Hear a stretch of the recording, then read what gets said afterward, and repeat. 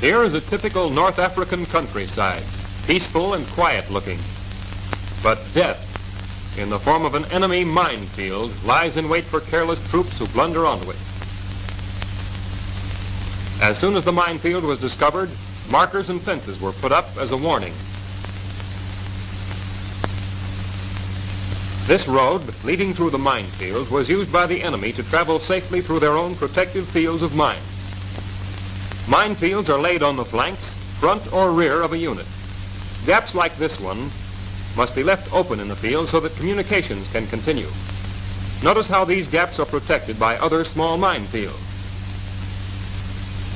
A closer look at this road shows that when the enemy pulled out, they tried to block the road with mines and booby traps. In this case, specially trained men were called on to clear the area. However, every soldier should be ready and able to do the same thing if specialists are not available. Let's have a look at what the enemy leaves behind. Here is the German teller mine number 1, the standard German anti-tank mine. You're looking at the top surface. There is the handle and the main pressure igniter. In the side, opposite the handle, and in the bottom are fittings that permit the insertion of secondary igniters like the pull igniters shown here. These secondary igniters will set off the mine if it is lifted or moved, unless they are first neutralized. On the left is the complete teller mine. Its component parts are shown beside it. Here is the top of the mine with the fuse removed. 11 pounds of high-grade TNT lie under that top plate. And here the top has been cut away to show the bottom plate. In the center is the receiver for the main detonator. To the right is a booster charge. This is a teller mine number 3, the same mine as the teller mine number 1, but with a fluted top. Some of the enemy's methods of laying teller mines. The first figure shows the mine used against vehicles only. The arming claw wire is pulled to arm the mine after it's placed. Next, the arming claw wire to the main fuse. Safety pin cords to the secondary igniters which pull the safety pins out. The bottom pull igniter is fastened to a stake. Next, the arming claw wire and bottom pull igniter staked down.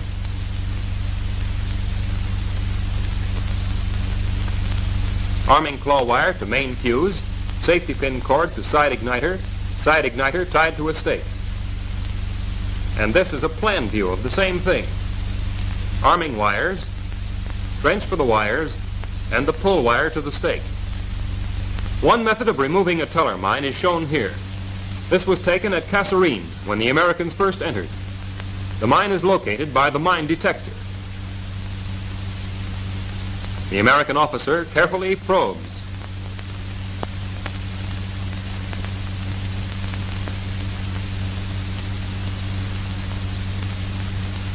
Cautiously removes some soil.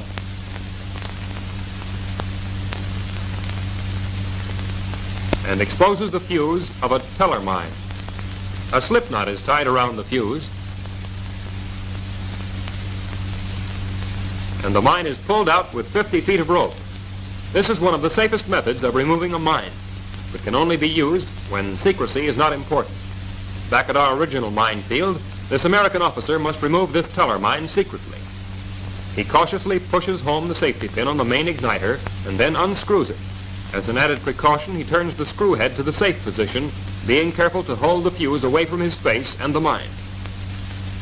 He then cuts the wire that leads from the handle to the anti-personnel mine that he has already neutralized.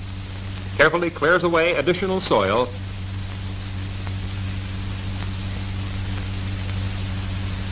and uses a pocket mirror to examine the bottom for additional activating devices. Here are some enemy mines that have been recovered in this manner. They are ready to be used again, this time against our enemy. Now let's take a look at some of the other mines found here. An American officer is explaining the workings of the German S or bounding mine. On the extreme left is an S mine with a push type or pressure igniter. Its component parts are beside it. This mine shoots into the air and explodes from a height of about 5 feet. Damage is caused by hundreds of steel balls that are sent flying in all directions. Here one has been found in the shell hole, a favorite place of the enemy to hide them.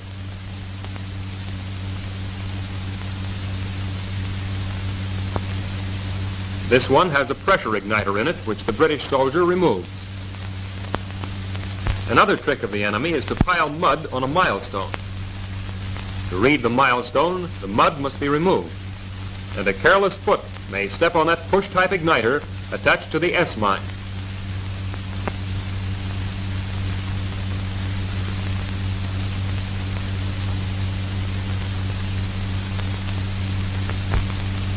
This British sapper carefully marks the mine for removal. Here again is the S-mine, with a pressure igniter in the one on the left. The top is removed from the mine on the right.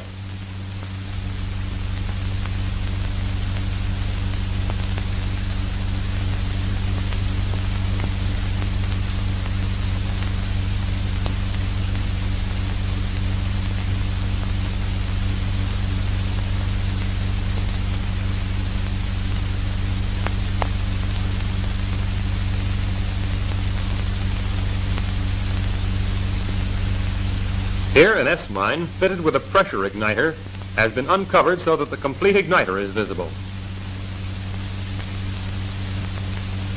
Another type igniter is this pull variety. A pull or jar on this strand of barbed wire will set off the S-mine with fatal results to anyone close by.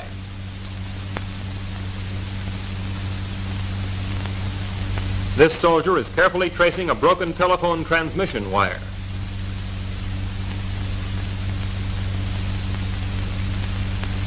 And finds it leads to a pull igniter installed in an S-mine.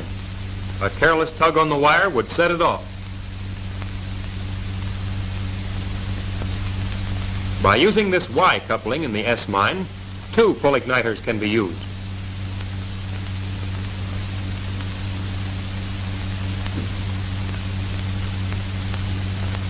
Either pull igniter can set off the mine. And here a British officer has found a Y coupling with each pull igniter attached to a trip wire.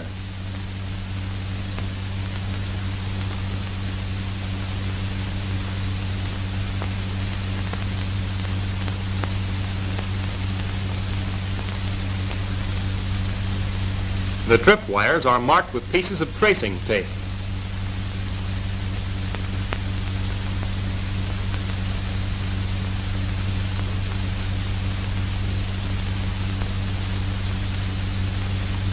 Another type of push or pressure igniter is this German electric igniter. Pressure applied to the prongs of the antenna break a tiny glass vial which actuates a small electric battery. This electric current travels to an electric bridge on the mine itself and detonates the mine. They are attached in chains of 9, 2 chains to a single mine.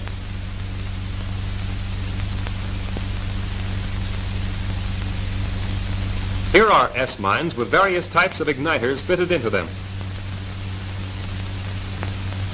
This is the Italian B4 anti-personnel mine.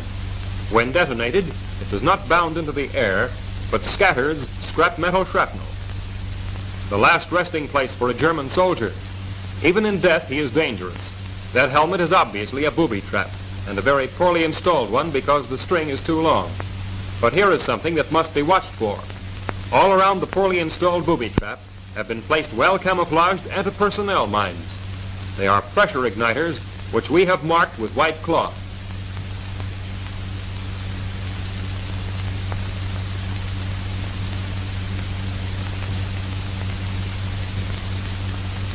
So that our forces can use this road, the oil drum barricade must be removed. By careful probing, the specialists found that each drum was resting over a mine with a pull-type igniter.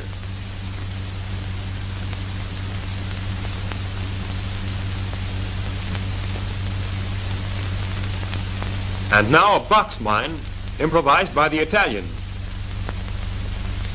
These are 4 detonators. Incidentally, this mine has enough metal in the fittings and nails in the box to be discovered by our electric mine detectors.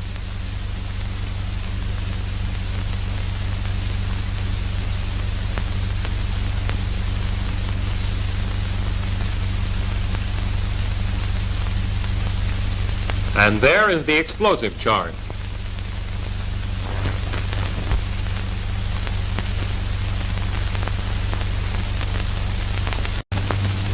This is the Italian anti-tank mine.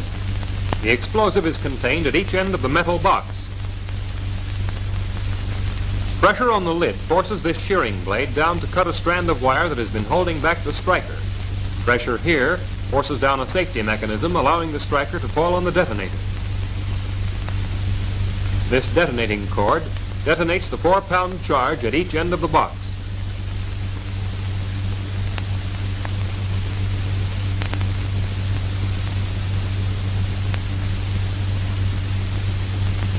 The Italian V3 or N5 mine shown here is used either as an anti-vehicle or anti-personnel mine.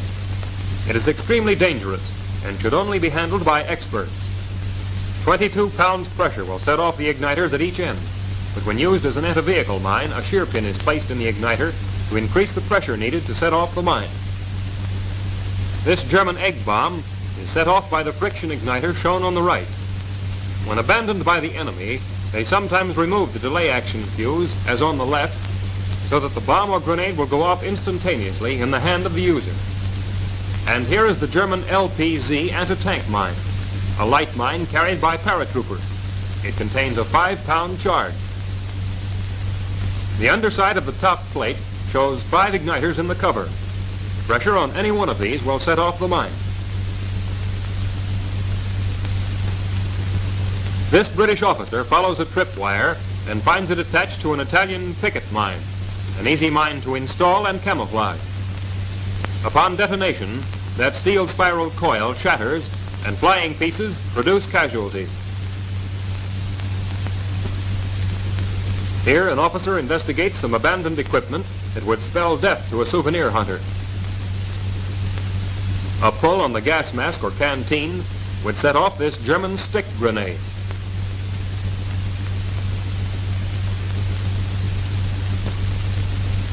Meanwhile, this abandoned automobile has been carefully examined for all possible types of igniters. Here, a wire is found leading from the door handle to underneath the seat cover.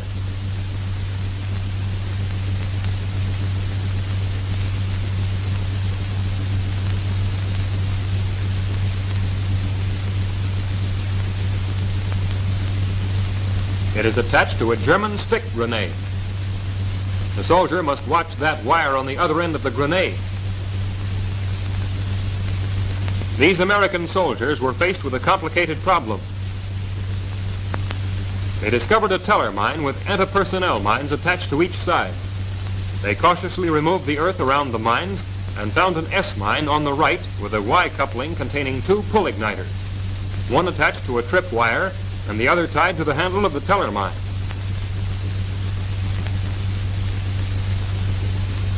On the left is a German prepared charge with a pull-type igniter tied to the pull igniter on the side of the teller mine. Notice how carefully these men have dug trenches around the wires and igniters, exposing the whole setup. Also notice that the anti-personnel mines are neutralized before the teller mine. And here is a lesson to remember about S-mines. S-mines and safety. Read this and avoid casualties.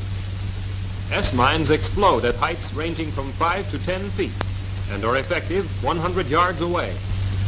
But there is a period of 4 seconds delay between detonation and explosion. If you tread on one, you will feel the explosion of an igniter under your foot. Therefore, if you ever feel this explosion, or if when walking along you pull a tripwire like this, shout immediately to anyone about, S-mine, down!